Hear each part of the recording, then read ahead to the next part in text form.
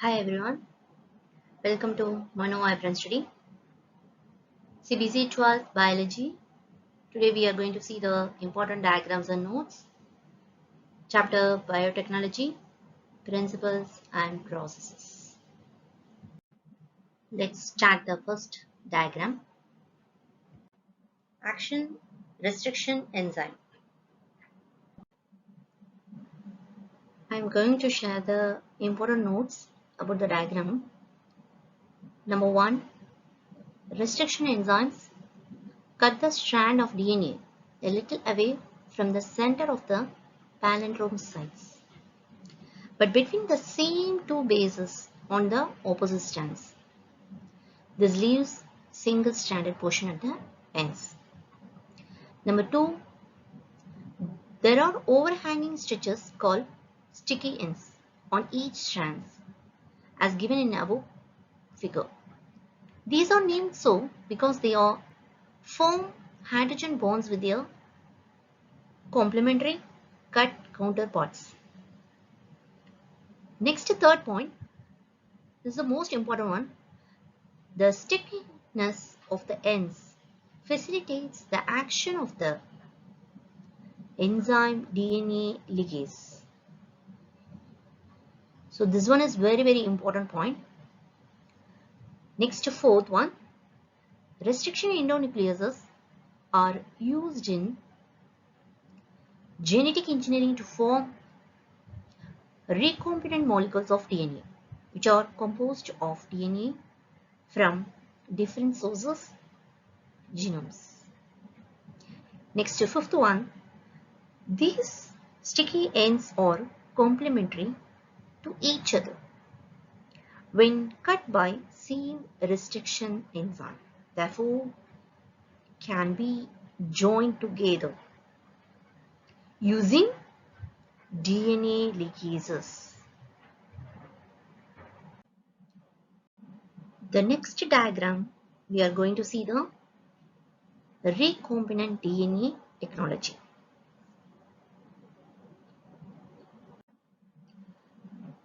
Isolation of DNA, fragmentation of DNA by restriction endonuclease, isolation of a desired DNA fragment, amplification of the gene of interest, ligation of the DNA fragment into a vector, insertion of all DNA into the host, culturing the host cells, extraction of the desired gene product, and the last one, downstream processing of the product as finished product. Third diagram is gel electrophoresis. Here we are going to see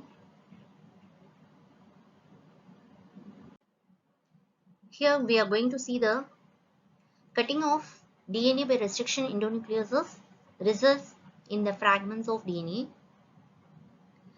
The techniques which separates DNA fragment based on their size is called gel electrophoresis. This one is very important. Number third, DNA fragments are negatively charged molecules.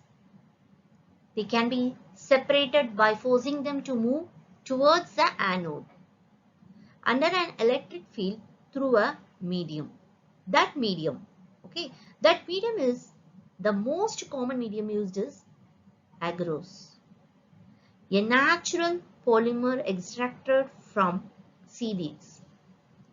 Next, the DNA fragments separate according to their size through sheathing effect provided by the agarose gel.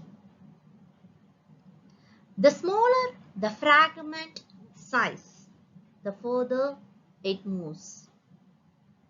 Next, the separated DNA fragments can be visualized only after staining the DNA with a compound known as ethidium bromide, followed by exposure to UV radiation.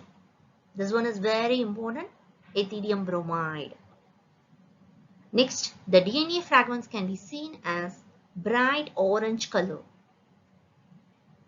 These separated bands are cut out from the agarose gel and extracted from the gel piece. This is called elution. Next, the purified DNA fragments can be used in constructing recombinant DNA by joining them with cloning vectors.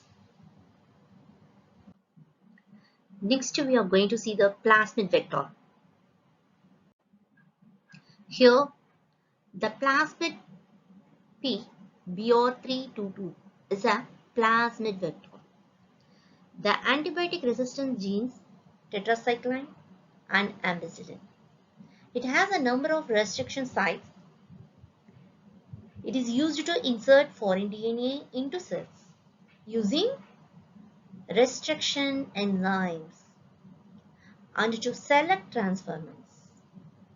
This one is very important point. PBR322 is a useful vector since it comprises antibiotic resistance gene as a selectable marker as well as recognition sites for the activity of restrictions enzymes. PBR322 is a plasmid that was one of the first commonly used E. coli cloning vectors. Next diagram is DNA separates by spooling. Here, the purified DNA separates after the addition of alcohol or ethanol. This one is very important point. The purified DNA separates after the addition of alcohol or ethanol. We have a collection of fine threads which can be spooned out with a glass rod, and this process is known as DNA spooling. The next diagram is PCR, polymerase chain reaction.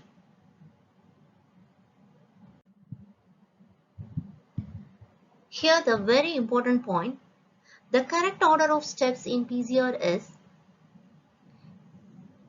first step is denaturation, second annealing and extension. In the denaturation step, DNA is heated at high temperature, 94 degrees Celsius to 96 degrees Celsius, to separate the two strands. Next, annealing. The two oligonucleotide primers anneal to each single-stranded template DNA. The final step is extension, wherein tagged DNA polymerase synthesis the DNA region between the polymers using DNTPs, deoxynucleoside triphosphates, and magnesium 2 plus ions. The number of cycles is usually carried out 25 to 35 times, but may vary upon the amount of DNA input and the desired yield of PCR product. Next, we are going to see the diagram bioreactors.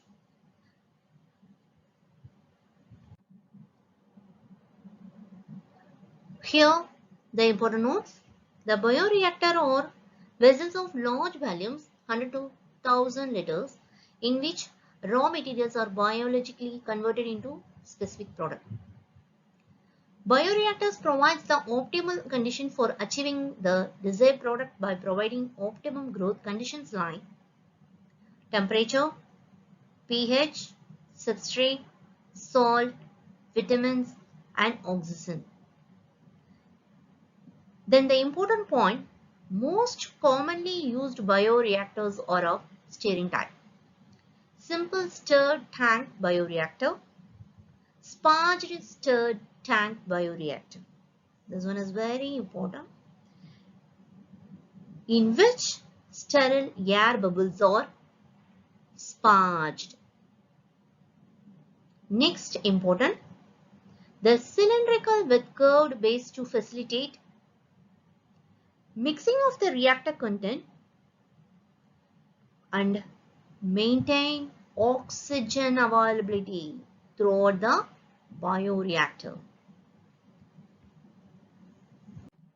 See you in the next class. Thank you.